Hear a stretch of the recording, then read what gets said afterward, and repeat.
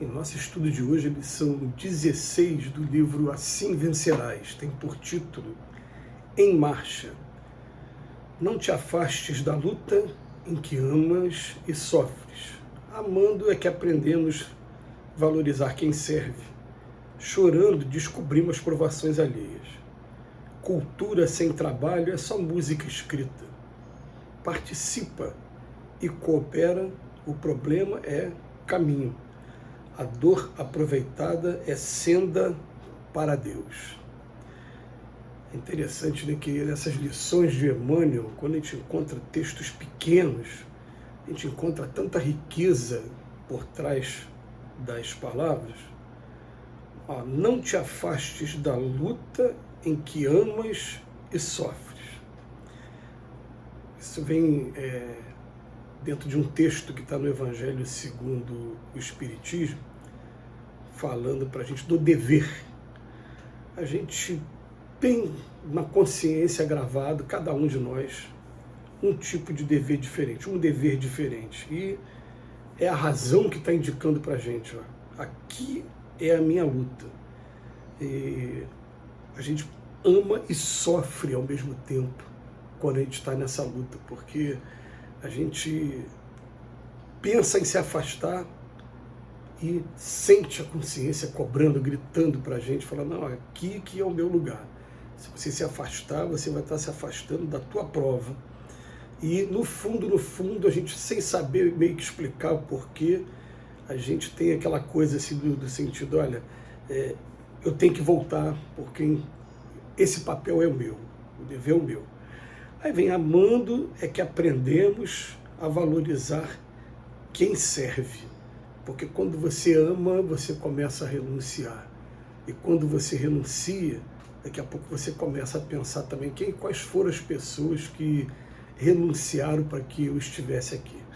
E na minha cabeça imediatamente vem logo a figura dos pais, principalmente a da mãe, no primeiro momento, que abre mão de tantas coisas para poder estar te trazendo as primeiras noções da vida, a noção maior de renúncia. E está o tempo todo servindo.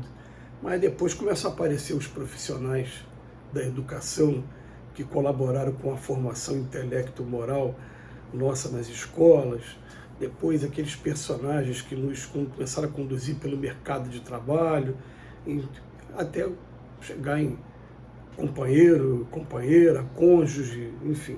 Então, amando é que aprendemos a valorizar quem serve. Engraçado, até que a gente sinta essa renúncia, a gente acaba não valorizando também as pessoas que renunciaram por cada um de nós. Parece que é um processo natural da vida, né?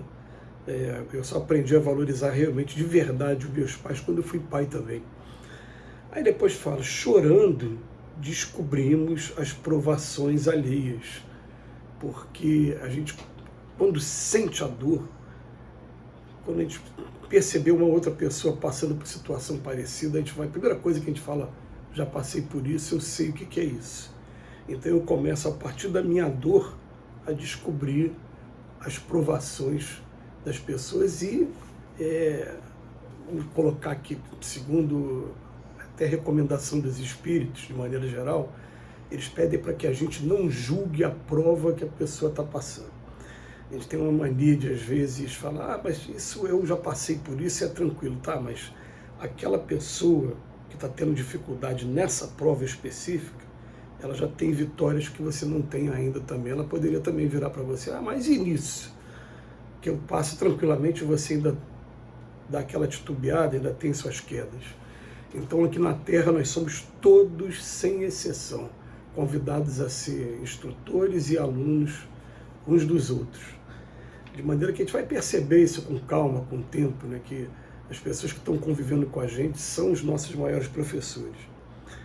Depois ele fala para a gente, cultura sem trabalho é só música escrita. E aí a gente pode falar, né, sobre esse parágrafo, porque eu tenho cultura, mas eu não trabalho, eu guardo tudo para mim. A gente conhece um monte de pessoas que têm muito talento, mas não conseguem colocar aquele talento à disposição de ninguém, a utilidade do próximo de maneira alguma, né? Ainda tem uma dificuldade de a gente deve ficar pensando quais são os talentos que eu tenho que eu, de alguma maneira, não estou conseguindo colocar à disposição, não estou conseguindo desenvolver e posso cair naquela parábola da semeadura, né? Daquele que recebeu 5 talentos, a parábola dos talentos, aliás, recebeu 5 talentos e produziu. O outro recebeu 2, produziu também. Aquele que recebeu 1, enterrou. Será que eu estou enterrando o meu talento?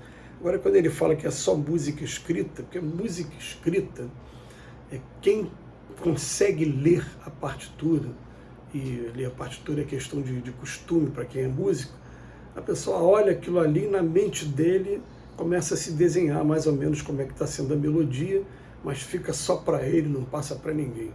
Quem está ali do lado, aliás, a grande maioria das pessoas que nunca tiveram oportunidade de pegar ali uma clave de sol, uma clave de fá, até mesmo uma clave de dó, nas músicas mais antigas, não vai entender o que a partitura está dizendo e vai falar, aquilo ali não está dizendo nada para mim. Quer dizer, é cultura sem trabalho. Eu tenho teoria, eu tenho conhecimento, mas eu não consigo colocar na prática. E a gente lembra de Tiago, quando fala na sua epístola, a fé sem obras é uma fé morta. Então ele continua falando assim, ó, participa e coopera. O problema é caminho.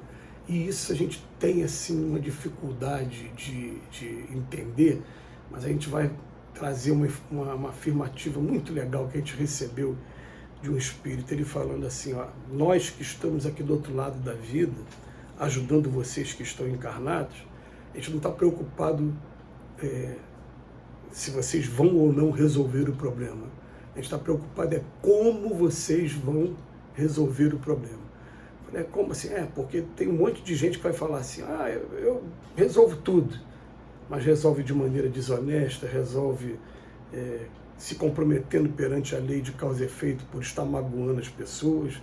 Enfim, tem maneiras de resolver o problema, mas que não são as maneiras mais adequadas. E a gente vai sendo testado nessa vida por problemas de longo prazo, de médio prazo e de curto prazo.